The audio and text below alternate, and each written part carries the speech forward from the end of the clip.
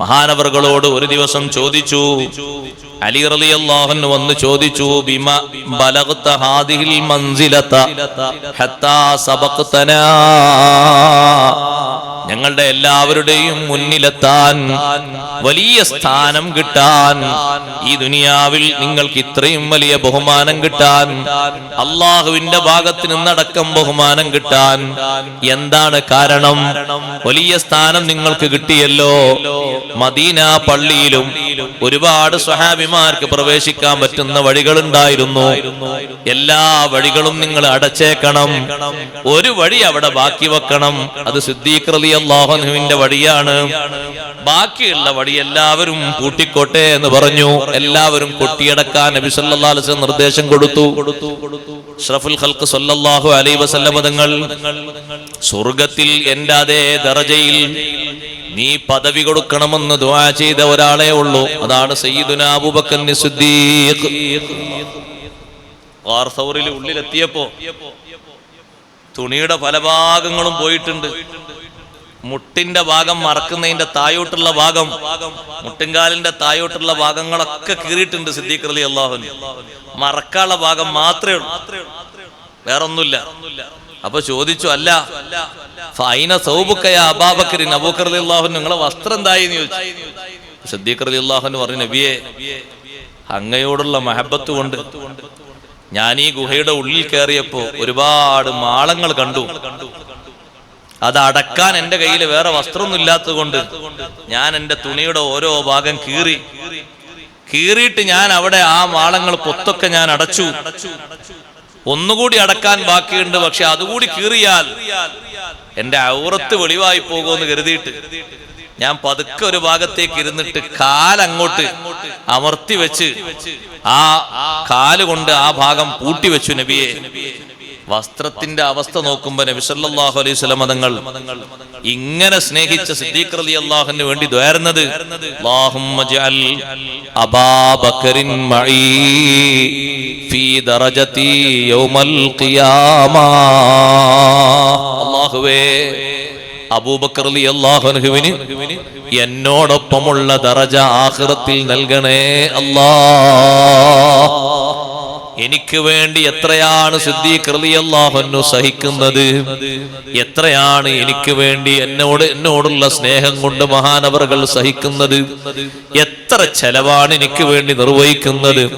അതുകൊണ്ട് പരലോകത്തെത്തുമ്പോ എന്റെ അതേ ദറജ സിദ്ദീഖ് തങ്ങൾക്കും നൽകണേ അല്ലാഹ്.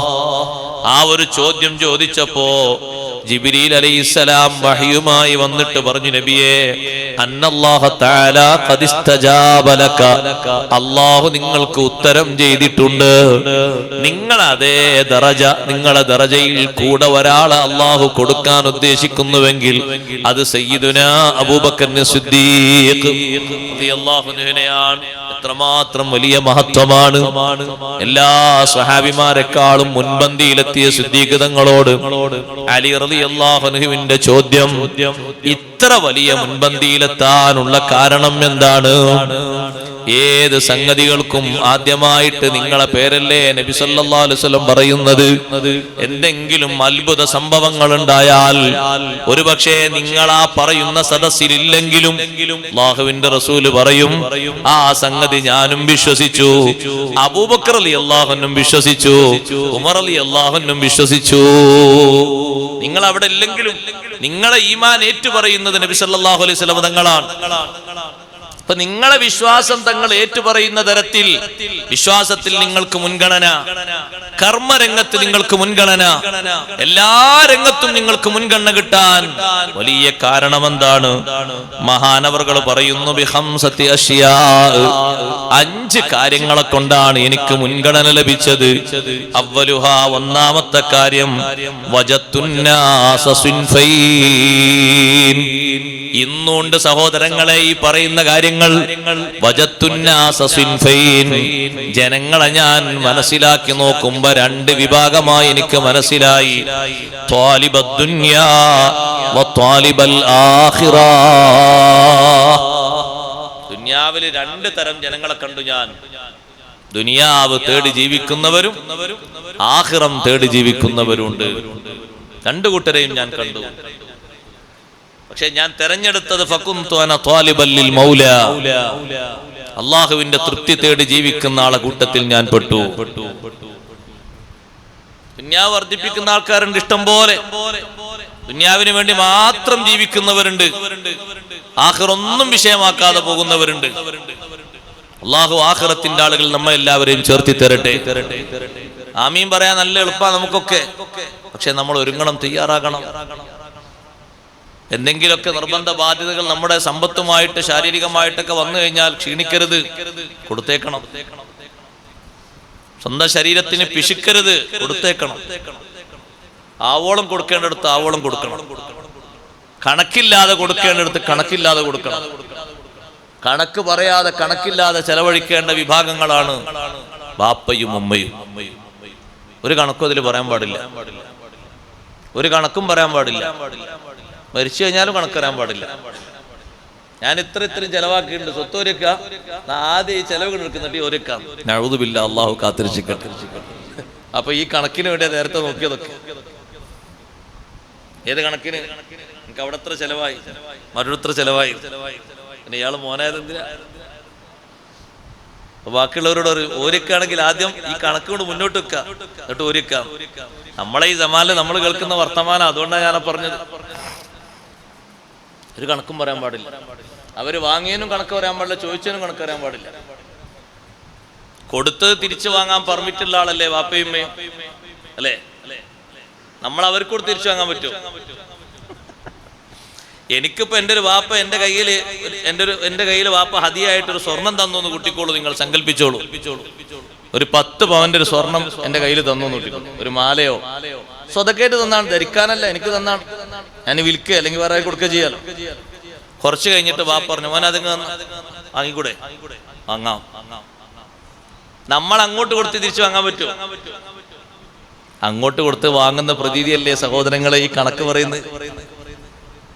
അല്ല, എന്താണ് ആ കണക്ക്? ഇപ്പൊ അടുത്തൊരു കുടുംബ സ്വത്ത് ഓഹരി വെക്കാൻ പോയപ്പോ ഒരു ഉസ്താദ് പറഞ്ഞു, ഞാൻ ആകെ അജബായി പോയി, പോകണ്ടില്ലെന്നായി പോയി. അവര് ലാസ്റ്റ് എനിക്കൊരു ഹദിയ എന്നുള്ളവർക്ക്, അദ്ദേഹം പറയാം ഹദിയ എന്നുള്ളവർക്ക് ഒരു കവറിലാക്കിയിട്ട് എനിക്കൊരു സംഖ്യ തന്നപ്പോ കണക്ക് ആദ്യം പറഞ്ഞ ആളെ കീശയിൽ ഞാൻ ഇട്ട് കൊടുത്തിട്ട് പറഞ്ഞു, ആ പറഞ്ഞതിൽ പോരായ്മ ഉണ്ട്, ഇത് അതിലേക്ക് വരെ വെച്ചാൽ മതി എന്ന് പറഞ്ഞു. ആ പറഞ്ഞതിൽ പോരായ്മ വല്ലതുണ്ടെങ്കിൽ ഈ ബാപ്പക്കുമ്മക്കും സ്വസ്ഥായി കിടക്കണ്ടേ? കറക്റ്റ് ചെലവ് പറഞ്ഞു. ബാപ്പയെയും ഉമ്മയെയും 3-4 കൊല്ലം ശുശ്രൂഷിച്ചതിനും ഹോസ്പിറ്റൽ ചെലവാക്കിയതിനും ഭക്ഷണം കൊടുത്തതിനും കറക്റ്റ് കണക്ക് പറഞ്ഞ്. ആരെ സ്വത്തുന്ന ഇത് വാങ്ങണ അറിയോ? ആരെ സ്വത്തുന്ന? ബാപ്പാന്റെ സ്വത്തുന്ന. ബാപ്പാനെ നോക്കിന്റെ കണക്ക് പറഞ്ഞ് വാങ്ങുന്നത് ബാപ്പാന്റെ സ്വത്തുന്ന്, ഉമ്മാന്റെ സ്വത്തുന്ന്. അങ്ങനെയുണ്ട് കഥ. അപ്പൊ അദ്ദേഹം പറഞ്ഞു, ഇനി അദ്ദേഹത്തിന് മതിയായിട്ടില്ലെങ്കിൽ ഖബർ കിടക്കുന്ന വാപ്പാക്കും ഉമ്മാക്കും സ്വസ്ഥത വേണ്ടേ? അപ്പൊ എനിക്ക് തന്ന ഹദിയം കൂടി ഞാൻ കൊടുത്തിട്ട് പറഞ്ഞു, വല്ല പോരായ്മ ഉണ്ടെങ്കിൽ ഇതാണ് വരവെച്ചോളി. എന്താ അവസ്ഥ? അതാണ് ത്വാലിബുദ്ദുനിയയുടെ അവസ്ഥ. അല്ലാഹു നമ്മളെ കാത്തിരക്ഷിക്കട്ടെ. ഒരു കണക്കോടെ പറയരുത്. മക്കളെ പോറ്റി വളർത്തിയതില് കണക്ക് പറയരുത്. ഉസ്താദേ അതും പറയരുത് എന്ന് പറഞ്ഞ് കണക്ക് പറയരുത്. മക്കളെ പോറ്റി വളർത്തില്ല വജിഹില്ലല്ലേ, കണക്ക് പറയാൻ പാടില്ല. അള്ളാഹുവിന്റെ പൊരുത്തം കാംക്ഷിച്ചല്ലേ മക്കളെ പോറ്റി വളർത്തിയത്, കണക്ക് പറയരുത്. കണക്ക് പറയുമ്പോഴേക്ക് കേൾക്കുന്നവരെ ഉള്ളിന്റെ ഉള്ളിലും അവർ രൂപപ്പെടുത്തിയ സ്നേഹവും ബഹുമാനവും ഒക്കെ പോകും. ഓ ബാപ്പ നമ്മളെ പോറ്റി വളർത്തിയത് 40 ആകുമ്പോഴേക്ക് ഈ ഇതൊക്കെ അങ്ങോട്ട് തിരിച്ചു കിട്ടും എന്നുള്ള നിലക്കാണല്ലേ. തിരക്കടില്ലല്ലോ വാപ്പ. ഈ വാപ്പാക്ക് അള്ളാഹു മക്കളെ കൊടുത്ത്. വാപ്പ 1-ാം വയസ്സ് മുതൽ 10-ാം വയസ്സ് വരെ നിനക്ക് വേണ്ടി ചെലവഴിച്ചത് 5 ലക്ഷമാണ്. പിന്നെ നിന്നെ പഠിപ്പിക്കാൻ വേണ്ടി ചെലവഴിച്ചതോ അത് 15 ലക്ഷവും. എന്റെ കല്യാണത്തിന് വേണ്ടി ചെലവഴിച്ചതോ അത് വേറെ 5 ലക്ഷം. മഹറൊക്കെ ഞാനാ വാങ്ങിത്തന്നു. ഏത് കണക്കാ പറയത്ത്? ഒരു കണക്കും പറഞ്ഞേക്ക്. പിന്നെ മക്കൾക്ക് വേണ്ടി ചെലവഴിച്ചത് എന്താ അവിടെ കിട്ടുക? ഈ കണക്ക് പറഞ്ഞ കുടുംബത്തിന് വേണ്ടി ചെലവഴിക്കാൻ ആ കുടുംബത്തിലെ മുഖ്യ വിഭാഗമല്ലേ മക്കള്. വേറൊന്നുണ്ട് കണക്കെല്ലാരും പറയുന്നത്, ഭാര്യക്ക് ചെലവ് കൊടുത്തത് കണക്ക് പറയാൻ പാടില്ല. കണക്ക് പറയരുത്, ഒരിക്കലും അതിനെ കണക്ക് പറയരുത്. ഞാൻ ഇത്ര വാങ്ങി തന്നില്ലേ എന്നുള്ള കണക്ക് പറയരുത്. പോരായ്മ വല്ലതുണ്ടെങ്കിൽ പൊരുത്തപ്പെടണം, എന്റെ കഴിവിന്റെ പരമാവധി ഇനിയും ഞാൻ വാങ്ങിത്തരുന്ന പറയേണ്ടത്. കണക്കവിടെയും പറയരുത്. നമ്മൾ കൊടുക്കണ ആർക്ക് വേണ്ടിയാ? പടച്ച റബ്ബിന്റെ പൊരുത്തം വിചാരിച്ചല്ലേ? ഈ കണക്ക് പറഞ്ഞാൽ പോയില്ലേ? അള്ളാഹുവിന്റെ പൊരുത്തം വിചാരിച്ചാണോ കൊടുക്കുന്നത്? ഒന്നിലും കണക്ക് പറയരുത്. അങ്ങനെ കണക്ക് പറഞ്ഞാൽ കാര്യം നടക്കും. നല്ലോണം കൊടുക്കുകയും വേണം. ത്വാലിബുദ് ദുനിയ ത്വാലിബുൽ ആഖിറ, രണ്ട് വിഭാഗത്തെ ഞാൻ കണ്ടു ദുനിയാവിൽ. ഞാൻ ആഖിറത്തെ തേടി നടന്നു. അന ത്വാലിബുൽ കുന്തു അന ത്വാലിബൽ ലിൽ മൗലാ, അള്ളാഹുവിനെ ഉദ്ദേശിച്ചുകൊണ്ട് അള്ളാഹുവിനെ തേടിക്കൊണ്ട് ഞാൻ നടക്കുന്ന ആളായി, പടച്ച റബ്ബിന്റെ പൊരുത്തത്തിന് വേണ്ടി ജീവിക്കുന്ന ആളായി, എല്ലാ ഘട്ടങ്ങളിലും അതിനുവേണ്ടി പരിശ്രമിക്കുന്ന ആളായി. അതുകൊണ്ട് തന്നെയാണ് സിദ്ദീഖ് റളിയല്ലാഹു അൻഹു പരലോകത്തിന് വേണ്ടി മുന്തിച്ചതുപോലെ സഹോദരങ്ങളെ മുന്തിക്കാൻ നമുക്ക് കഴിയില്ല. സ്വത്ത് മുഴുവനും കൊടുക്കാൻ പറ്റും ഒരാൾക്ക്, ദീനിന് വേണ്ടി സ്വതക്ക കൊടുക്കാൻ പറ്റുമെന്ന് വെച്ചപ്പോ മഹാന്മാര് മസല പറഞ്ഞെങ്ങനെയാന്ന് പറയും. ഒരാൾ സമ്പാദിച്ച സ്വത്ത് മുഴുവനെ, ഭാര്യയുടെ മക്കളുണ്ട്, മൊത്തം ദീനിന് വേണ്ടി സ്വതക്ക കൊടുക്കാൻ പറ്റുമെന്ന് വെച്ചപ്പോ സിദ്ദീഖ് റളിയല്ലാഹു അൻഹുവിന്റെ അർപ്പണബോധം അതുണ്ടോ? ഉണ്ടെങ്കിലേ കൊടുക്കാവൂ. എത്തിമാവൂലേ? മൊത്തം അങ്ങോട്ട് കൊടുത്തിട്ട് പിന്നെ സ്വല്ലല്ലാഹു അലൈഹി ഈ കുടുംബത്തിനെ പോറ്റാനുള്ള സ്വത്ത് മൊത്തമാണ് എഴുതി കൊടുത്തു. വഖഫായിട്ട് പറ്റുമോ? പറ്റൂല. പടച്ചനെ കൊടുങ്ങൂലേ? അതിനനുസരിച്ചുള്ള തവക്കുൽ വേണം. സിദ്ദീഖ് റളിയല്ലാഹുവിന് കൊടുത്തു നോക്ക് നിങ്ങൾ. ഹിജ്റ പോയ സമയത്ത് അന്ന് സിദ്ദീഖ് റളിയല്ലാഹുവിന്റെ ഉപ്പ ഇസ്ലാമിലേക്ക് വന്നിട്ടില്ല.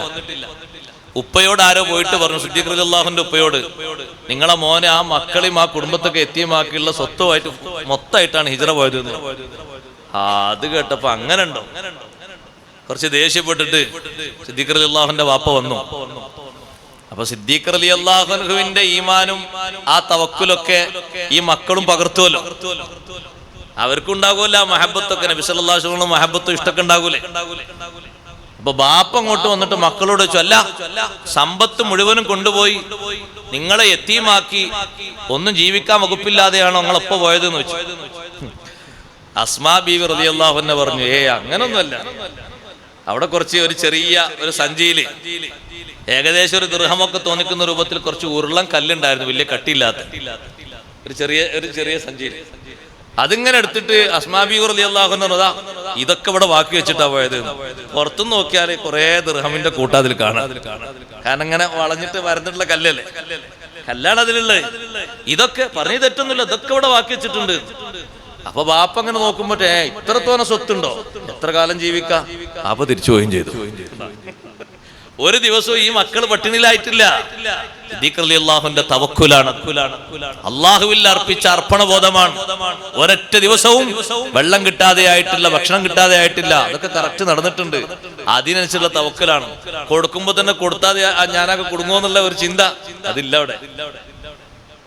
അതാണ് അത്രയും വലിയ തവക്കുൽ എന്ന് പറഞ്ഞത്. അങ്ങനെ ഉണ്ടെങ്കിൽ അങ്ങനെ കൊടുക്കാൻ കഴിയുള്ളൂ, അല്ലെങ്കിൽ പറ്റൂല. സ്വത്ത് മുഴുവനും മരിച്ചു പോകുന്നതിന് മുമ്പ് സ്വത്ത് മുഴുവനും വഖഫാക്കി എഴുതി വെച്ചാൽ മരണത്തിന്റെ ശേഷം ഈ കുടുംബക്കാര് വലിയ പ്രതിസന്ധിയാകൂലേ? അതുകൊണ്ടല്ലേ ഇസ്ലാം പറഞ്ഞത്, ഒരു വാപ്പ സ്വത്ത് മുഴുവനും വസിയത്ത് ചെയ്തു. പള്ളി കമ്മിറ്റിക്കാരോട് പറഞ്ഞു, ഞാൻ മരിച്ച എന്റെ സ്വത്ത് മുഴുവനും, തോട്ടം മുഴുവനും നിങ്ങളെ പള്ളിക്കാണ്. മുഴുവനും കിട്ടുമോ? മുഴുവനും കിട്ടൂല. അങ്ങനെ വാപ്പ പറഞ്ഞിരുന്നുള്ള ആ പിന്നെ ശബ്ദരേഖ കാണിച്ചു കൊടുത്താലും കിട്ടൂല.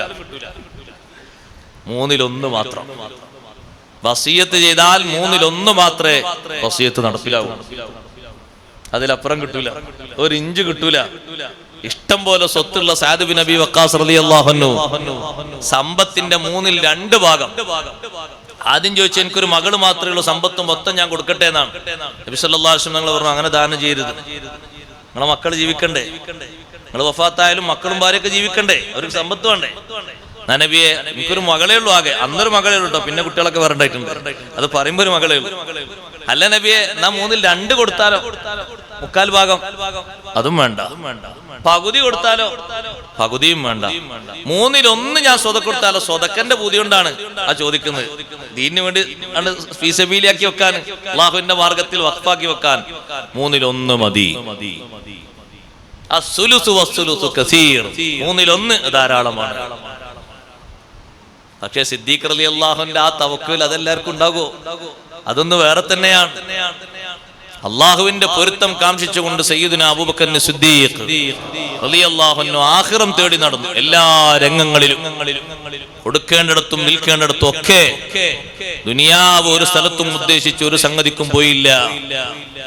അതാണ് ഒന്നാമത്തെ കാര്യം. രണ്ടാമത്തെ വിഷയം, മാ ശബിഅതു മിൻ തആമിദ് ദുനിയ,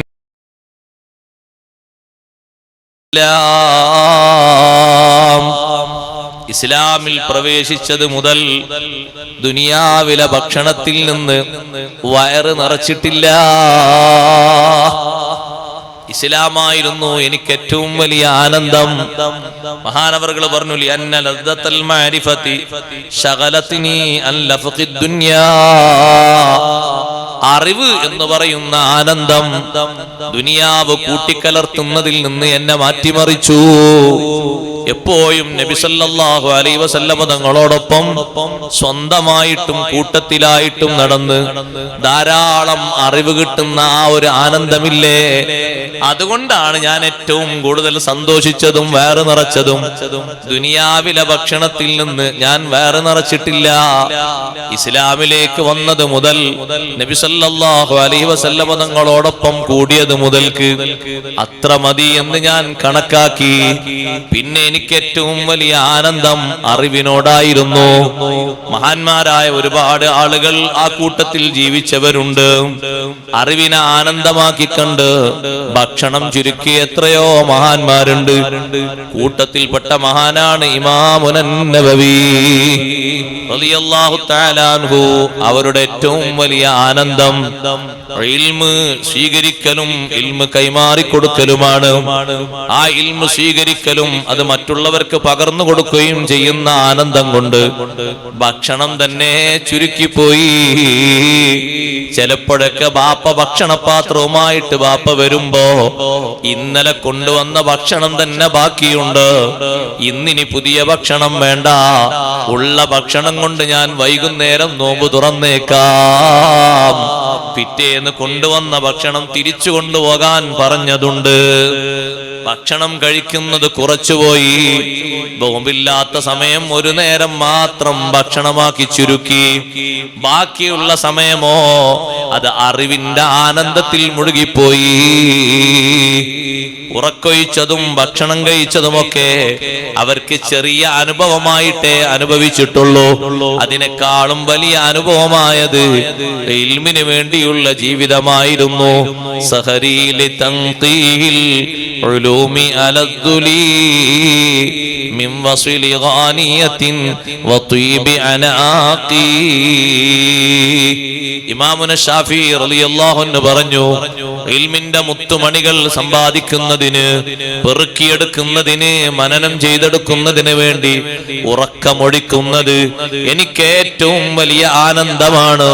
മിൻ വസ്ലി ഗാനിയത്തിൻ, നല്ല രാഗം അറിയുന്ന നല്ല ഗാനഗന്ധർവയായ സ്വന്തം ഇണയോടൊപ്പം രാത്രി സല്ലാപം തീർക്കുന്നതിനേക്കാൾ, എന്നെ സുഖിച്ച് സുഖമൂട്ടുന്ന സല്ലാപം തരുന്ന സ്വന്തം പ്രാണപ്രേയസിയുടെ കൂടെ രാത്രി സമയം സല്ലപിക്കുന്നതിനേക്കാളും എനിക്ക് ആനന്ദം ഇൽമു സമ്പാദിക്കുന്നതിന് വേണ്ടി നേരം കളയലാണ്. ആ ഇൽമിന്റെ ശുഗലിലായിട്ട്, ആനന്ദത്തിലായിട്ട് വിവാഹത്തിന്റെ മസലകളൊക്കെ എഴുതി വെച്ചിട്ടുണ്ടെങ്കിലും ഇൽമുമായി ശുഗലായിട്ട് വ്യാപൃതരായിട്ട് അതിന്റെ ആത്മീയ രസം അനുഭവിച്ചറിഞ്ഞിട്ട്, സഹോദരങ്ങളെ, വിവാഹത്തിൽ നിന്ന് ശ്രദ്ധ മാറിപ്പോയ മഹാനാണ് ഇമാമുൻ നവവി റളിയല്ലാഹു അൻഹു. അതുകൊണ്ടാണ് വിജ്ഞാന മേഖലയിൽ അല്ലാഹു അവർക്ക് ഒരുപാട് ബഹുമാനം നൽകിയത്. കിതാബ് എഴുതിക്കൊണ്ടിരിക്കുമ്പോ വിളക്ക് അണഞ്ഞുപോയി. വിളക്ക് കെട്ടുപോയപ്പോ ഇമാമുൻ നവവി റളിയല്ലാഹു അൻഹുവിന് സ്വന്തം കൈവിരൽ പ്രകാശിച്ചു. ആ പ്രകാശത്തിന്റെ വെളിച്ചത്തിൽ എഴുത്ത് പൂർത്തിയാക്കുന്നു. അവരനുഭവിച്ച അനുഭവം സിദ്ദീഖ് റളിയല്ലാഹു അൻഹുവിന്റെ താവടിയായിട്ട് കിട്ടിയത് തന്നെയാണ്. ഇസ്ലാമിൽ പ്രവേശിച്ച ശേഷം ഭക്ഷണം കൊണ്ട് വയറ് നിറക്കാതെ മഅരിഫത്ത് കൊണ്ട്, ആത്മജ്ഞാനം കൊണ്ട്, അറിവ് കൊണ്ട്, അതിന്റെ ആനന്ദം കൊണ്ട് ഏറ്റവും വലിയ സന്തോഷം സ്വീകരിച്ചു. അത് വയറ് നിറയുന്നതിനേക്കാളും അപ്പുറമെന്ന രീതിയിൽ സ്വീകരിച്ചു പോയി. അതുകൊണ്ടൊരു പ്രശ്നമായില്ല. ഇമാം റാഫി റളിയല്ലാഹു അൻഹു കിതാബ് എഴുതുമ്പോൾ വിളക്കണഞ്ഞു പോയപ്പോ തൊട്ടടുത്ത് നിൽക്കുന്ന മരം അത് പ്രകാശിച്ചു. സൈനുദ്ദീൻ മഖ്ദൂം റളിയല്ലാഹു അൻഹു പൊന്നാനിപ്പള്ളിയിൽ കിതാബ് ഓതിക്കൊണ്ടിരിക്കുമ്പോ വല്ലിപ്പാന്റെ അടുത്ത് രാത്രി അങ്ങനെ കിതാബ് ഓതും. ഫതുഹുൽ മുഈൻ രചിച്ച സൈനുദ്ദീൻ മഖ്ദൂം റളിയല്ലാഹു അൻഹു അവരെ ബറക്കത്തുണ്ട്. അല്ലാഹു നമുക്ക് ഇൽമേറ്റി തരട്ടെ, ഇൽമ അല്ലാഹു നാഫിയാക്കി തരട്ടെ. നമ്മുടെ മക്കൾ, കുടുംബക്കാർ ആരെല്ലാം പഠിക്കുന്നവരുണ്ടോ എല്ലാവർക്കും പഠനത്തിന് അല്ലാഹു പുരോഗതി നൽകുമാറാകട്ടെ. ഈ ദർസിൽ പഠിക്കുന്ന മുത്തഅല്ലിമീങ്ങൾക്ക് വലിയ ഉയർച്ച അല്ലാഹു നൽകുമാറാകട്ടെ. സഹോദരങ്ങളെ, സൈനുദ്ദീൻ മഖ്ദൂം റളിയല്ലാഹു അൻഹു അന്നൊക്കെ വിളക്ക് എണ്ണ ഒഴിച്ച് കത്തിക്കുന്ന വിളക്കാണല്ലോ. ഇപ്പോഴും ഉണ്ട് ആ വിളക്ക് കാണാൻ. അവിടെ എണ്ണ ഒഴിച്ച് കത്തിക്കുന്ന വിളക്ക്. ആ വിളക്കിൽ എണ്ണ തീരും. രാവിലെ മുഅദ്ദിൻ വരുമ്പോ എണ്ണ ഒഴിക്കേണ്ടി വരികയാണ്. സുബൈക്ക് വാങ്ങിക്കൊടുക്കുന്നതിന് മുമ്പ് തന്നെ എത്തുമ്പോ. അപ്പൊ എണ്ണ ഒഴിക്കേണ്ടി വരാൻ കാരണം ഈ മുത്തഅല്ലിം ഇങ്ങനെ ഓതി ഓതി ഓതി ഓതി എണ്ണ തീർന്നിട്ട് രാവിലെ തന്നെ എണ്ണ ഒഴിക്കണ്ടേ. അപ്പൊ വല്ലിപ്പാനോട് പറഞ്ഞു, നിങ്ങളെ പേരക്കുട്ടി ഓതി ഓതി ഓതി ഞാൻ എന്നും രാവിലെ വരുമ്പോ എണ്ണ ഒഴിക്കേണ്ടി വരികയാണ്. അപ്പൊ വല്യപ്പ പറഞ്ഞു, നിങ്ങൾ പേരക്കുട്ടിയോടൊന്നും പറയണ്ട, നിങ്ങളെ ഡ്യൂട്ടി നിങ്ങൾ എടുത്തോളൂ. പോകുന്ന സമയത്ത് വിളക്കൊക്കെ കെടുത്തി പോയിക്കോളൂ. നിങ്ങൾ വീട്ടിൽ പോകുന്ന സമയമാകുമ്പോ വിളക്ക് കെടുത്തി രാവിലെ നമുക്ക് കത്തിച്ചാൽ മതിയല്ലോ. എന്നാ പിന്നെ എണ്ണ തീരുന്ന പ്രശ്നമല്ലല്ലോ. അങ്ങനെ വിളക്ക് കെടുത്തിപ്പോയപ്പോ പിറ്റേന്ന് രാവിലെ വന്ന് നോക്കുമ്പോ പൊന്നാനി പള്ളിയുടെ തൂണ് പ്രകാശിക്കുന്നു. ആ തൂണിലാണ് സൈനുദ്ദീൻ മഖ്ദൂം റളിയല്ലാഹു അൻഹു കിതാബ് ഓതുന്നത്. അവരുടെ ഇൽമിനോടുള്ള ആ ദാഹം കാരണം, അതിലുള്ള ആ ആവേശം കൊണ്ട് റബ്ബ് സുബ്ഹാനഹു വ തആല നൽകിയ ബഹുമാനമാണ്. അതുകൊണ്ടാണ് നമ്മൾ മുഹ്യിദ്ദീൻ ശൈഖ് റളിയല്ലാഹു അൻഹുവിനെ പറ്റി പറയുമ്പോൾ സാധാരണ പറയാറുള്ളത്, കശമേറും രാവിൽ നടന്നങ്ങ് പോകുമ്പോൾ കൈവിരൽ ചൂട്ടാക്കി കാട്ടി നടന്നോവർ. കൂരിട്ടുള്ള രാത്രിയിൽ നടന്നു പോകുമ്പോ വെളിച്ചത്തിന് വേണ്ടി തസ്ബീഹ് ചൊല്ലുന്ന, ദിക്ർ ചൊല്ലുന്ന കൈവിരൽ ഒന്ന് ഉയർത്തി കാണിച്ചപ്പോ റബ്ബ് സുബ്ഹാനഹു വ തആല പ്രകാശം നൽകി. സ്വഹാബത്തിനും ഉണ്ടായ കറാമത്തിന്റെ താവടിയാണിത്. അഷ്റഫുൽ ഖൽഖ് സ്വല്ലല്ലാഹു അലൈഹി വസല്ലം തങ്ങളിൽ നിന്ന് ഇൽമു സ്വീകരിച്ചുകൊണ്ട് രണ്ട് സ്വഹാബിമാര് രണ്ട് വഴിക്ക് പോകുമ്പോ രണ്ടാളെയും മുന്നിലതാ ഒരു വെളിച്ചം ഇങ്ങനെ കത്തുന്നു. അവരെ മുന്നില് ഒരാള് ടോർച്ചടിക്കും പോലെയുള്ള നല്ലൊരു വെളിച്ചം, അവരെ കയ്യല്ല കത്തുന്ന, മുന്നിൽ വെളിച്ചം അങ്ങനെ കത്തി മുന്നോട്ടങ്ങനെ പോകുന്നു. ആ വെളിച്ചത്തിലൂടെ ഇവരങ്ങനെ മുന്നോട്ട് നീങ്ങുന്നു. രണ്ടുപേരും രണ്ട് വഴിക്ക് തിരിഞ്ഞപ്പോ രണ്ടുപേരുടെയും മുന്നിൽ രണ്ട് വെളിച്ചമായി മാറി. വീട്ടിലെത്തുന്നത് വരെ വെളിച്ചമാണ്. അവരിതുവരെ സ്വീകരിച്ചത് ഏറ്റവും വലിയ നൂറാകുന്ന സയ്യിദുനാ റസൂലുള്ളാഹി സ്വല്ലല്ലാഹു അലൈഹി വസല്ലം തങ്ങളിൽ നിന്നുള്ള ഇൽമല്ലേ സ്വീകരിച്ചത്. അല്ലാഹു സുബ്ഹാനഹു വ തആല ആ ഇൽമും തങ്ങളെ നൂറുമൊക്കെയുള്ള ബറക്കത്ത് കൊണ്ട് സ്വഹാബത്തിന് വലിയ ബഹുമാനം നൽകിയിട്ട് മുന്നിൽ വെളിച്ചം ഫിറ്റ് ചെയ്തു കൊടുക്കുന്നു. നടക്കുന്നിടത്ത് വെളിച്ചം വരുന്നു. മുഅ്മിനീങ്ങളെ, ആഖിറത്തിലെത്തുമ്പോ റബ്ബ് സുബ്ഹാനഹു വ തആല വിശ്വാസികൾക്ക് നൽകുന്ന ഒരു പ്രത്യേക നൂറുണ്ട്. നൂറുഹും യസ്ആ ബൈന ഐദീഹിം വ ബിഐമാനിഹിം. ഈമാൻ കൊണ്ടും അമൽ കൊണ്ടും മുന്നോട്ട് കുതിക്കുന്ന മുഅ്മിനീങ്ങൾ അവർക്ക് അല്ലാഹു നൂറ് നൽകുന്നുണ്ട്. എവിടെ? യസ്ആ ബൈന ഐദീഹിം, അവരെ മുൻഭാഗത്ത് നൂറുണ്ട്, വലഭാഗത്തും നൂറുണ്ട്. ആ നൂറിൽ അവരങ്ങനെ മുന്നോട്ട് നീങ്ങുന്നു. അമലിന്റെ കുറവ് കൊണ്ട് പ്രകാശരശ്മികൾ കുറഞ്ഞു പോകുമ്പോ വിശ്വാസികൾ വീണ്ടും പറയും, അതല്ല, വിശ്വാസികളുടെ നൂറ് കണ്ട്, വെളിച്ചം കണ്ട്, ഏതായാലും ഒക്കെ കാണാനും സംസാരിക്കാനും ഒക്കെ പറ്റുന്ന പരുവത്തിൽ നിൽക്കുന്ന മുനാഫിഖുകളും കാഫിറുകളും വിശ്വാസികളിൽ നിന്ന് വേറിട്ട് മറ്റൊരു ഭാഗത്തേക്ക് മാറുമ്പോ ഇവരുടെ നൂറ് കൊണ്ട് അവരിലുണ്ടായിരുന്ന വെളിച്ചവും കെട്ടുപോകുമ്പോ മുഅ്മിനീങ്ങൾ പറയും, റബ്ബനാ റബ്ബനാ അത്മിം ലനാ നൂറനാ വഗ്ഫിർ ലനാ ഇന്നക അലാ കുല്ലി ഷൈഇൻ ഖദീർ. അല്ലാഹുവേ, ഞങ്ങൾക്ക് നൽകിയ നൂറ് ഞങ്ങൾക്ക് നീ പൂർത്തിയാക്കി തരണേ അല്ലാഹ്. ഏറ്റവും കൂടുതൽ അമല് ചെയ്തോളണം. അല്ലാഹു തൗഫീഖ് നൽകട്ടെ. അമലിൽ കുറവ് വരുത്തരുത്, പിശുക്ക് വരുത്തരുത്. അത്ര മതിയെന്ന് ചിന്തിക്കരുത്.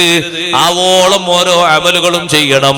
അമലേറ്റവും കുറയുന്ന ആളുകൾക്ക് നൂറും കുറയും. ഏറ്റവും കുറഞ്ഞ അമലുള്ള ആൾക്ക് അയാൾക്കുള്ള ഒരു നൂറ് തള്ളവിരലില് നഖത്തിന്റെ ഭാഗത്ത് മാത്രം ഒരു വെളിച്ചം. അതിങ്ങനെ കത്തുന്ന നേരത്ത് മുപ്പൊരു മുന്നോട്ട് നീങ്ങും. ചിലപ്പോ അത് കെട്ടുപോകും. അപ്പൊ സ്തംഭിച്ചു നിൽക്കും. ആരാ വിളക്ക് എത്തിച്ചേരാൻ അവിടെ? പിന്നെയും കത്തുമ്പോ പിന്നെയും മുന്നോട്ട് നടക്കും. പിന്നെയും കെട്ടുപോകുമ്പോ അവിടെ നിൽക്കും. അല്ലാത്ത ബേജാറാണ്.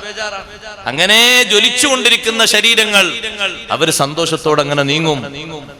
ഒരു ചെറിയ വെളിച്ചം പോലും കിട്ടാതെ വിഷമിക്കുന്ന മുനാഫിക്കുകൾ വല്ലാത്ത ഭയപ്പാടിലാണ്.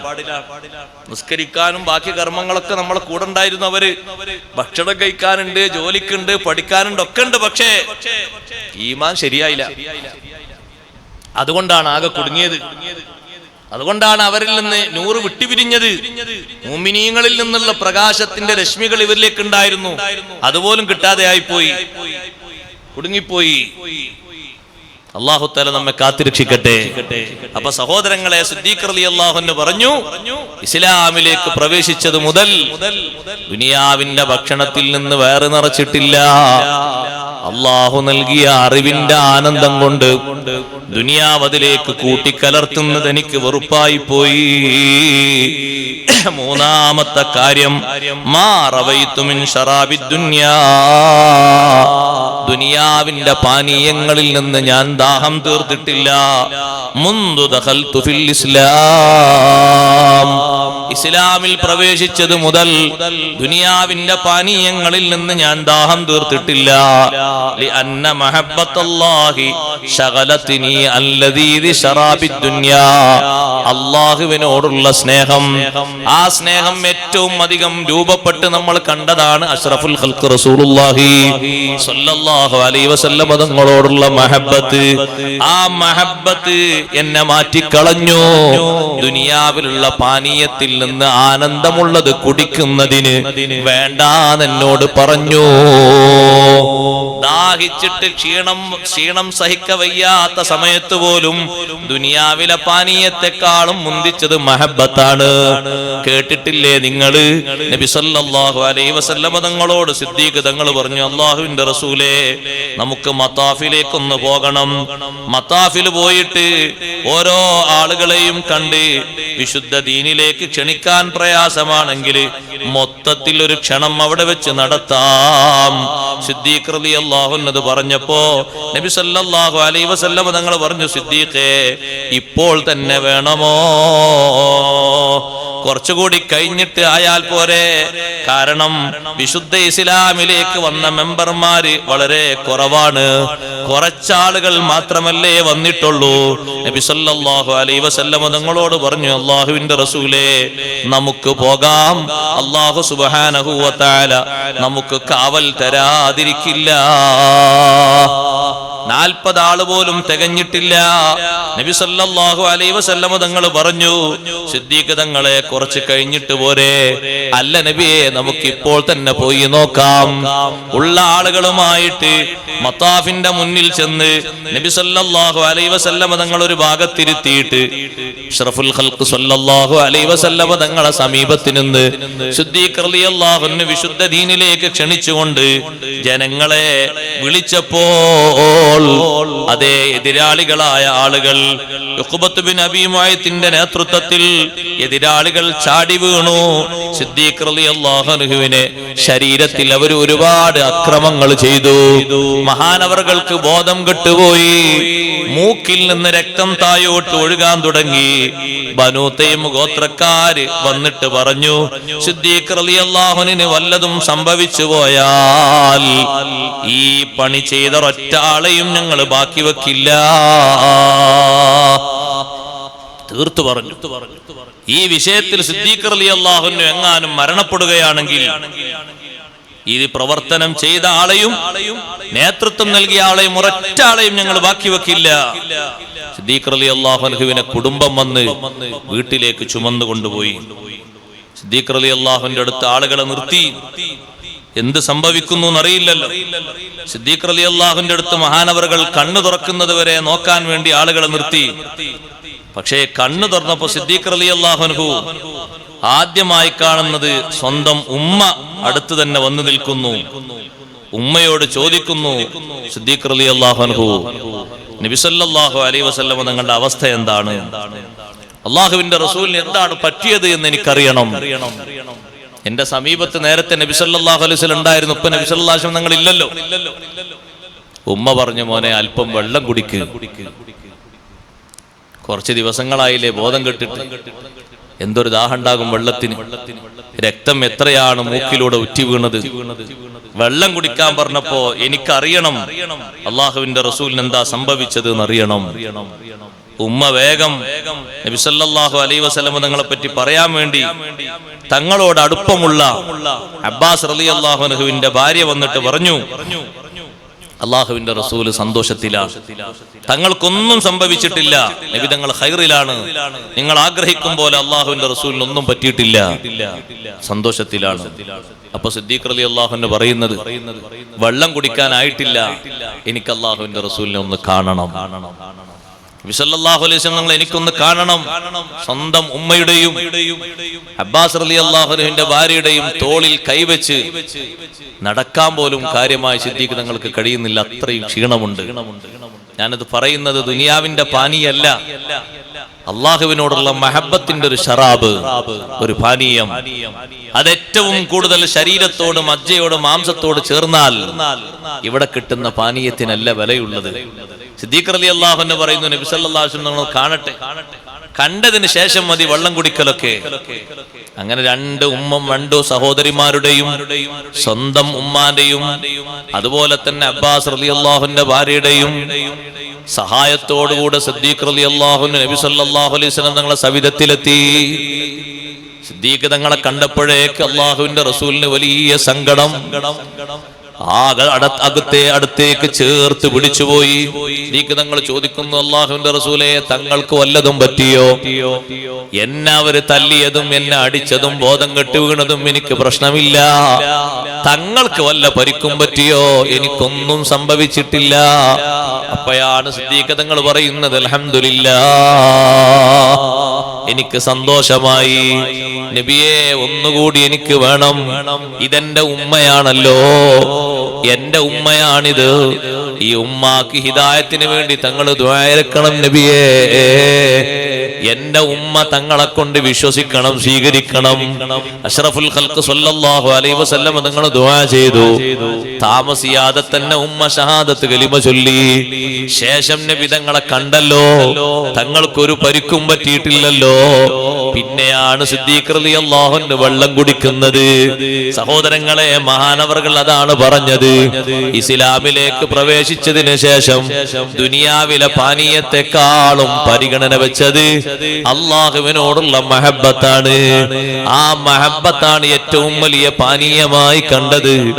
മാ റവൈതു മിൻ ശറാബിദ് ദുനിയാ മുൻദു ദഖൽതുൽ ഇസ്ലാം. ഇസ്ലാമിലേക്ക് പ്രവേശിച്ചത് മുതൽ ദുനിയാവിന്റെ പാനീയം കൊണ്ട് ഞാൻ ദാഹം തീർത്തിട്ടില്ല. അള്ളാഹുവിനോടുള്ള മഹബത്ത് ആ ദാഹം തീർക്കുന്നതിൽ നിന്ന് എന്നെ മാറ്റിക്കളഞ്ഞു. നാലാമതായി സിദ്ദീഖ് റളിയല്ലാഹു അൻഹു പറയുന്നു, കുല്ലമസ്തഖ്ബലനി അമലാനി. രണ്ട് കർമ്മങ്ങൾ എന്റെ മുന്നിൽ വന്ന് ഏറ്റുമുട്ടുമ്പോ, നമ്മുടെ എല്ലാവരുടെയും മുന്നിൽ അങ്ങനെ വരും. രണ്ട് അമലുകൾ നമ്മെ അഭിമുഖീകരിക്കും, അമലുദ് ദുനിയാ വ അമലുൽ ആഖിറ. ഒന്ന് ദുനിയാവിന്റെ അമല്, മറ്റൊന്ന് ആഖിറത്തിന്റെ അമല്. രണ്ടും ഏറ്റുമുട്ടുമ്പോ ഇഖ്തറതു അമലൽ ആഖിറ, ആഖിറത്തിന്റെ അമല് ഞാൻ സെലക്ട് ചെയ്യും. അല്ലാഹു തആല തൗഫീഖ് നൽകട്ടെ. ഏത് സംഗതി, ദുനിയാവിന്റെ അമലും ആഖിറത്തിന്റെ അമലും രണ്ടും മുന്നിൽ വന്ന് സമരം ചെയ്യുമ്പോൾ ആഖിറത്തിന്റെ അമല് തിരഞ്ഞെടുക്കാൻ അല്ലാഹു ഭാഗ്യം തരട്ടെ. ഇതിനാ മുൻഗണന കൊടുക്കേണ്ടത്. അതിന് ശരീരത്തെ നല്ലോണം പഠിപ്പിക്കണം, പരിശീലിപ്പിക്കണം. മോഹം കൊണ്ട് മാത്രം കഴിയില്ല. അതുകൊണ്ടല്ലേ സഹോദരങ്ങളെ, നബി സല്ലല്ലാഹു അലൈഹി വസല്ലം തങ്ങൾ രാത്രി സമയത്ത് ആദ്യമായിട്ട് രാത്രി സമയത്ത് നിസ്കരിച്ചിരുന്ന നിസ്കാരമല്ലേ തഹജ്ജുദ് നിസ്കാരം. ളുഹറും അസ്റും മഗ്രിബും ഒക്കെ നിസ്കരിക്കുന്നതിന് മുമ്പ് തന്നെ നിസ്കാരം തുടങ്ങിയ നിസ്കാരമാണത്, സ്വലാത്തുൽ ലൈൽ. ആ നിസ്കാരം അങ്ങനെ തന്നെ കണ്ടുപഠിച്ച അബൂബക്കർ സിദ്ദീഖ് റളിയല്ലാഹു അൻഹു വീട്ടിൽ പോയിട്ട് ഖുർആൻ ഓതി നിസ്കരിക്കാൻ തുടങ്ങി. അവിടെയും രണ്ട് അമല് മുഖാമുഖമായി വരുന്നുണ്ട്. ശരീരത്തിന് നല്ല സുഖം കൊടുക്കുന്ന ഉറക്ക്, അത് പാകത്തിന് അല്പം നൽകിയിട്ട് പിന്നെ ആഖിറത്തെ പരിഗണിച്ചു. ദുന്യാവും ആഖിറവും ഏറ്റുമുട്ടുന്നിടത്ത് ദുന്യാവിനെ സ്വീകരിച്ച് ആഖിറത്തെ തള്ളിയാൽ കാര്യം പോകും. ഏറ്റുമുട്ടാണ്. ഇപ്പൊ സ്വീകരിക്കാതിരുന്നാൽ ആഖിറത്തിൽ ജയിക്കാൻ പറ്റും. ഇപ്പൊ കൊണ്ടുപോയി പണമടച്ചാൽ, പണം വികസിപ്പിച്ച് വലുതായി വന്നാൽ ഇഷ്ടം പോലെ പലിശ വാങ്ങാം. ഒഴിവാക്കിയാലോ ആ ഒരു കുറ്റം ചെയ്യാതെ തന്നെ ആഖിറത്തിൽ സലാമത്താകാം. ദുനിയാവിന്റെ അമലും ആഖിറത്തിന്റെ അമലും അഭിമുഖീകരിക്കുമ്പോ ഞാൻ ആഖിറത്തിന്റെ അമല് തെരഞ്ഞെടുത്തു പോയി. എല്ലാ വിഷയങ്ങളിലും അങ്ങനെ തന്നെ. അഷ്റഫുൽ ഖൽഖ് സ്വല്ലല്ലാഹു അലൈഹി വസല്ലം തങ്ങളെ സദസ്സില് നിസ്കാരം കഴിഞ്ഞ് പ്രാർത്ഥനയ്ക്കിരിക്കാതെ പോകുന്ന ആളുകൾ വളരെ കുറവാണ്. സുബ്ഹി നിസ്കാരം കഴിഞ്ഞാൽ പ്രത്യേകിച്ചും തിരക്കുള്ള ആളുകളൊക്കെ ഏറ്റവും കൂടുതൽ കാത്തു കഴിയുന്ന നേരം സുബ്ഹിക്കാണ്. നമ്മളെ നാട്ടിലെ ആൾക്കാർക്ക് തിരക്ക് കൂടുന്ന നേരം സുബ്ഹി ആയിരിക്കും അല്ലെ. ഒരു തിരക്കില്ലാത്തവന് ഒരു തിരക്കുണ്ടാവും. എന്താ തിരക്ക്? ഉറങ്ങാനുള്ള തിരക്ക്. നിസ്കാരം കഴിഞ്ഞില്ല, ഇനി ഒരു ഉറക്കിന് എന്തൊരു സുഖമുണ്ട്. മഴയും കൂടി പെയ്താൽ പിന്നെ പറയേണ്ടിയില്ലല്ലോ. നല്ല കുളിരല്ലേ ഉറങ്ങാൻ. ശരീരത്തിന് ഇങ്ങനെ ആ ഒരു സുഖം കിട്ടിയാൽ ചെറിയ സുഖാത്. അപ്പൊ പിന്നെ പെട്ടെന്ന് ഇനി നാളെ മഴയൊന്നുമില്ലെങ്കിൽ നാളെ ഓതാം, നാളെ ഉണ്ടാകുന്ന ആര് കണ്ട്, നാളെ ദിക്റൊക്കെ ചെല്ലാം. ഇന്നിപ്പോ തൽക്കാലം ഇങ്ങനെ പോട്ടെ. സുബഹി നിസ്കാരം കഴിഞ്ഞിട്ട് എഴുന്നേറ്റ് ഇങ്ങനെ പോയി. അങ്ങനെ എഴുന്നേറ്റ് പോകുന്ന ആളൊന്നുമല്ല. ഒരു ദിവസം പോയപ്പോ തങ്ങളിങ്ങനെ നോക്കി. രണ്ടാമത്തെ ദിവസവും പോയപ്പോ അടുത്തേക്ക് വിളിച്ചു ചോദിച്ചു, അല്ല നിങ്ങളെന്താ പെട്ടെന്ന് പോകുന്നത്? ദിക്റും ദുആ ഒന്നും കഴിയാൻ കാത്തിരിക്കുന്നല്ലോ. അപ്പൊ ആ സ്വഹാബി പറഞ്ഞു, നബിയെ ഒന്നുമല്ല, ഇന്ന് ഞാൻ പോയില്ലെങ്കിൽ വിഷമാണ്. ഇന്നലെ ഞാനിവിടെ പെട്ടെന്ന് ഞാൻ പോയത്, അതുകൊണ്ട് ഇന്നലെ എനിക്ക് രക്ഷ കിട്ടി. എന്റെ ചെറിയ കുട്ടിയെ പുറത്തേക്ക് ഇങ്ങനെ മുട്ടുകുത്തി വരുന്ന കുട്ടിയെ പിടിച്ച് അകത്തേക്ക് എന്നെ കൊണ്ടിരുത്താൻ കഴിഞ്ഞു. അതിന്റെ മുമ്പത്തെ ദിവസം ഞാൻ അവിടെ എത്തുമ്പോ അയൽവാസിയുടെ മുറ്റത്തുനിന്ന് എന്റെ വീട്ടിന്റെ മുറ്റത്തേക്ക് ചാഞ്ഞു നിൽക്കുന്ന ഈത്തപ്പന മരത്തിൽ നിന്ന് കാറ്റ് തട്ടി വീണ ഈത്തപ്പഴങ്ങളിൽ നിന്ന് ഒന്നെടുത്തിട്ട് എന്റെ ചെറിയ കുട്ടി ഇങ്ങനെ ചവക്കാണ്. ഞാൻ ആ കുട്ടിയുടെ വായിൽ കൈയിട്ടത് പുറത്തേക്ക് ആക്കി. കുട്ടി കരഞ്ഞു. കരഞ്ഞാലും വേണ്ട മോനെ, ആരാണ്ടേ നമുക്ക് വേണ്ടെന്ന് പറഞ്ഞ് ഞാൻ അകത്ത് കൊണ്ടിരുത്തി. ഇന്നും ഞാൻ നേരം വൈകിയാൽ ആ കുട്ടി വന്നത് എടുത്ത് ഭക്ഷിക്കും. അതുകൊണ്ട് പെട്ടെന്ന് പോയിട്ട് അവിടെ വീണ കാരക്കളൊക്കെ എടുത്ത് അങ്ങോട്ട് എന്നെ ഇട്ട് എന്റെ മുറ്റം ഞാൻ ക്ലിയർ ആക്കാൻ വേണ്ടി പോകാണ്. പിന്നെ കുട്ടികൾ വന്നാലും വലിയ പ്രശ്നം ഉണ്ടാവൂലല്ലോ, കാണൂലല്ലോ. നേരം വെളുത്താ പിന്നെ ഓരോരുത്തർ നോക്കുമല്ലോ. അങ്ങനെ പോകുന്ന അൻസാരി ആ സ്വഹാബിയുടെ വിഷമം കേട്ടപ്പോ നബി സല്ലല്ലാഹു അലൈഹി വസല്ലം നിങ്ങൾക്ക് വലിയ വിഷമം. ആ മരം ഒന്ന് വാങ്ങിക്കൊടുക്കണല്ലോ, അതൊന്ന് വാങ്ങിയിട്ട് ഈ സ്വഹാബിക്ക് വാങ്ങിക്കൊടുക്കണല്ലോ. തങ്ങൾക്ക് ആ ആഗ്രഹം വന്നപ്പോ അഷ്റഫുൽ ഖൽഖ് സ്വല്ലല്ലാഹു അലൈഹി വസല്ലം തങ്ങൾ ആ മരത്തിന്റെ ഉടമസ്ഥനോട്, അയൽവാസിയോട് വരാൻ വേണ്ടി പറഞ്ഞു. അദ്ദേഹം നബി തങ്ങളടുത്തെത്തി. ആ വ്യക്തിയോട് തങ്ങൾ പറഞ്ഞു, ഈ സ്വഹാബിന്റെ വീട്ടിന്റെ മുറ്റത്തേക്ക്. മാഷാ അല്ലാഹ്, തങ്ങൾ പാപ്പെത്തി.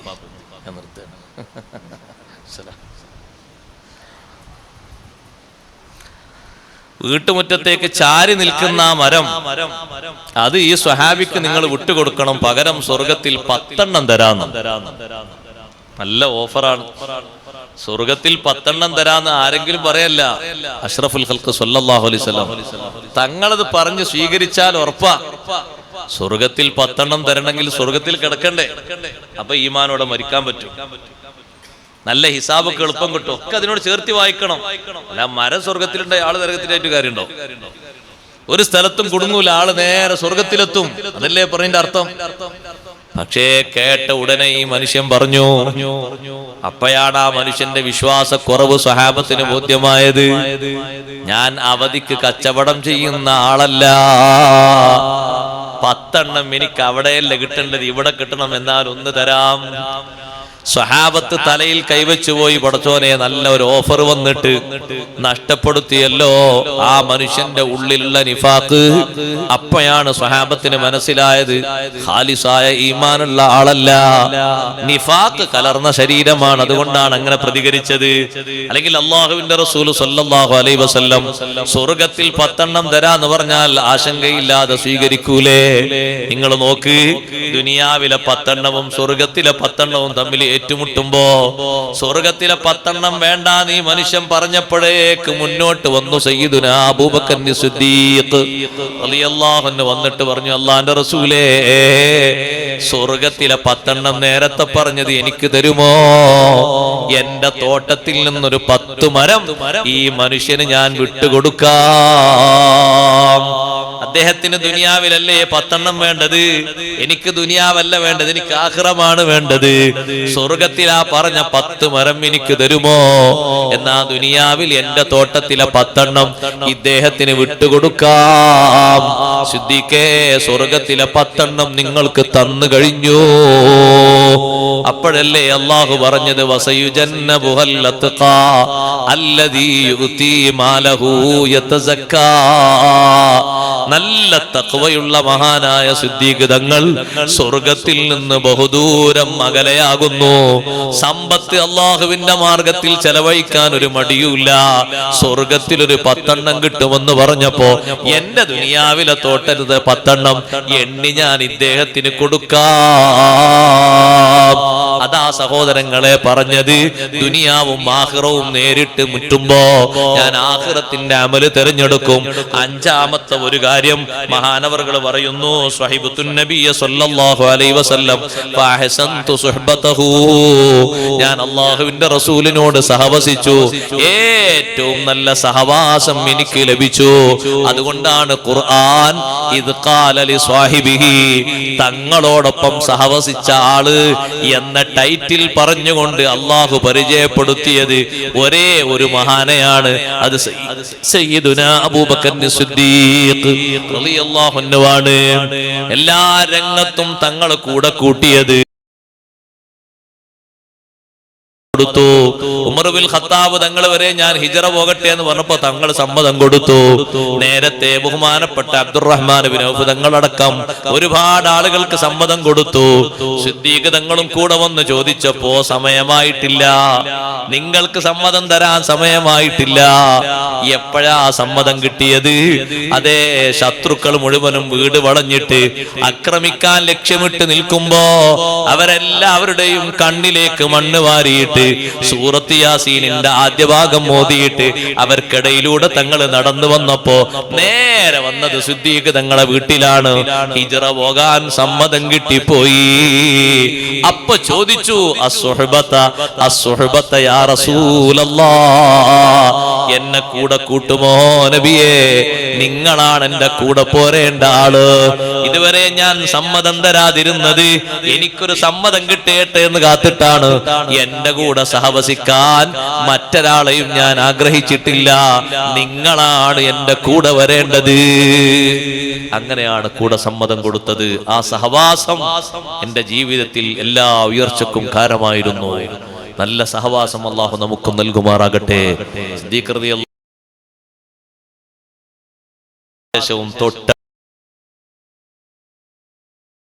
തൊട്ടടുത്ത് കിടക്കാനുള്ള നാളെ പാരത്രിക ലോകത്തും അങ്ങനെ തന്നെയാണ്. അവരെ ബർക്കത്ത് കൊണ്ട് അല്ലാഹു നമ്മളെ വിജയിപ്പിക്കുമാറാകട്ടെ. നമ്മുടെ സദസ് അല്ലാഹു സ്വീകരിക്കുമാറാകട്ടെ. നമുക്ക് നേതൃത്വം നൽകുന്ന ബഹുമാനപ്പെട്ട സയ്യിദ് അവർകൾ, മറ്റു ധാരാളം സാദാത്തുക്കൾ ഈ മജ്ലിസിലുണ്ട്. എല്ലാവർക്കും അല്ലാഹു ആഫിയത്തുള്ള ദീർഘായുസ്സ് നൽകുമാറാകട്ടെ. നമ്മുടെ ഉസ്താദുമാര്, ഉലമാക്കൾ, സാദാത്തുക്കൾ, അവർക്കൊക്കെ അല്ലാഹു തആല വലിയ ഉയർച്ച നൽകുമാറാകട്ടെ. മരിച്ചുപോയ ആളുകൾ, നമ്മുടെ ഉപ്പമാര്, ഉമ്മമാര്, കുടുംബക്കാര്, നമ്മുടെ ഉസ്താദുമാര്, എല്ലാവർക്കും അല്ലാഹു ദറജയേറ്റി കൊടുക്കുമാറാകട്ടെ. ഒരുപാട് വിഷമങ്ങളുമായി തങ്ങളുപ്പാപ്പയുടെ മജ്ലിസിലെത്തിയിട്ട് പരിഹാരം കിട്ടണമെന്ന് ആഗ്രഹിച്ചു വന്ന മുത്തുമൂമിനീങ്ങളാണ്. എല്ലാവരുടെ വിഷമങ്ങളും അല്ലാഹു പരിഹരിച്ചു തരുമാറാകട്ടെ.